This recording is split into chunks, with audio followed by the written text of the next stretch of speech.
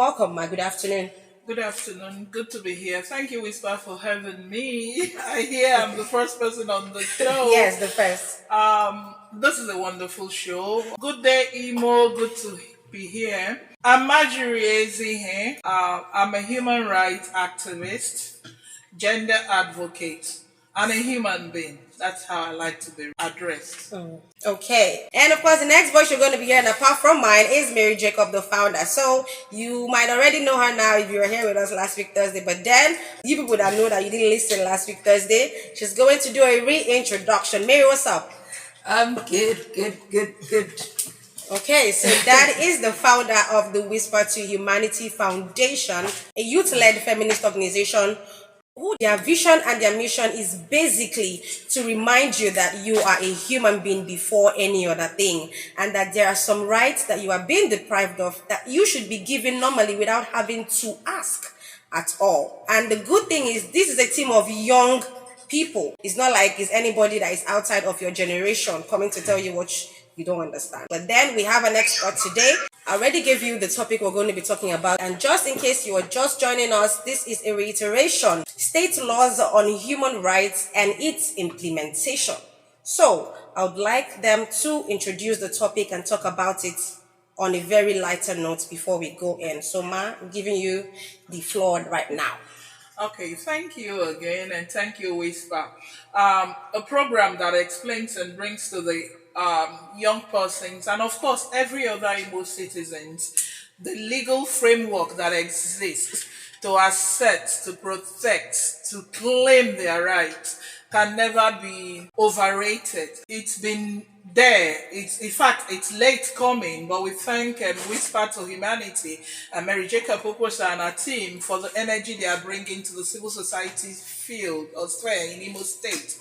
Now, of course, laws exist. We've had the Constitution, the criminal codes subsists in the southern states of Nigeria for trying any kind of infringement. But as a frontline responders to issues bordering on human rights infringement, you get to see that there are gaps, what we call gaps in law. It's called lacunas in the criminal code, as it has to do with punishment and stipulated recompense for victims of some of these infringements. So the country Nigeria adopted the Violence Against Persons Prohibition Bill as a law in 2015.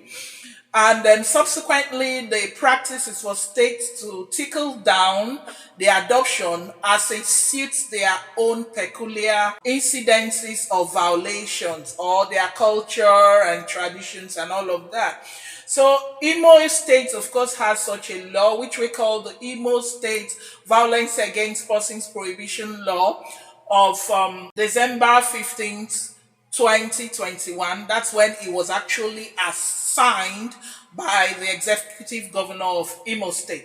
And that gives us a perfect framework. We like to say that the Imo VAP is a holistic piece of legislation for trying issues of human rights and, of course, other infringements that are not totally captured in the Constitution and, of course, the criminal code. Okay, so let me hear what Mary Jacob has to say. What is your topic about? This is from our experts right here, but you, as the founder of this organization, having picked up this topic as your debut topic, like I would like to call it, what or how would you say state laws on human rights are to you? Okay, so I'm very excited because of our guest today. She's someone I totally respect and someone that everybody in Imo State in the CSO space knows. Specifically choosing this topic is because we wanted something to be like a starting point.